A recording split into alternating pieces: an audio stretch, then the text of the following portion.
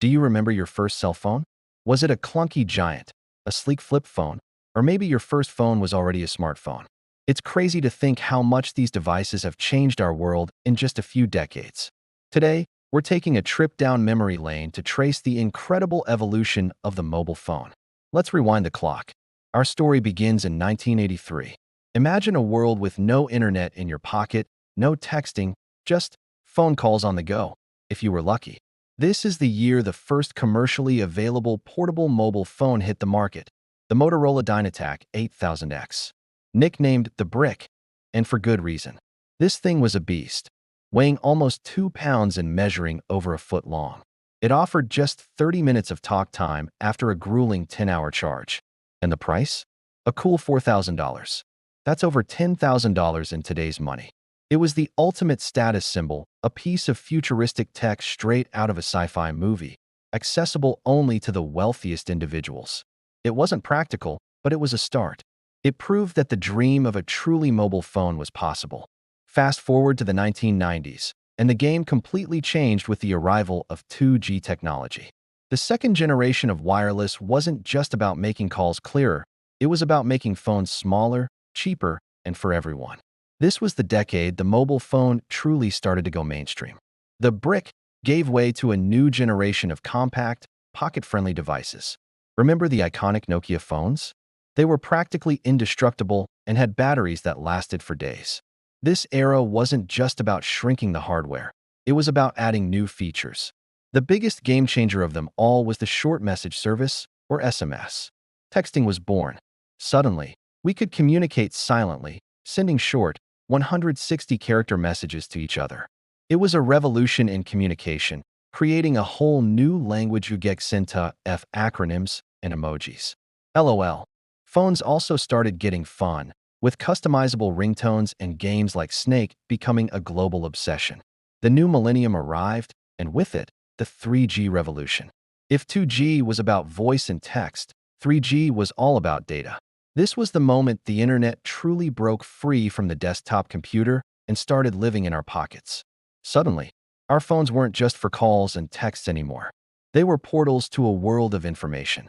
We could browse a simplified version of the web, send emails on the go, and even download music. The phones themselves started to evolve. We saw the rise of the BlackBerry, with its physical QWERTY keyboard, becoming the go-to device for business professionals of FIDOs to its push email service. Color screens became standard, and phone cameras started to improve, letting us capture and share grainy, low-res photos for the first time. The idea of a phone being a multimedia device was starting to take shape. It was a glimpse of the future, paving the way for the single most disruptive innovation in phone history. Then, in 2007, everything changed. Steve Jobs walked onto a stage and introduced a device that would redefine the very concept of a phone, the iPhone. It wasn't the first phone with a touchscreen, nor the first with internet access, but it was the first to combine them in a way that was intuitive, elegant, and incredibly powerful. With its large multi-touch display and a user interface that anyone could figure out, the iPhone set a new standard. But the real genius was the App Store, launched a year later. It unleashed a tidal wave of creativity, allowing developers to create applications for literally everything. Social media, gaming, productivity, navigation, suddenly, there was an app for that. This sparked the smartphone arms race.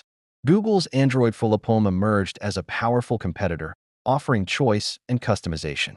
Screens got bigger, processors got faster, and cameras became so good they started to replace point-and-shoot cameras.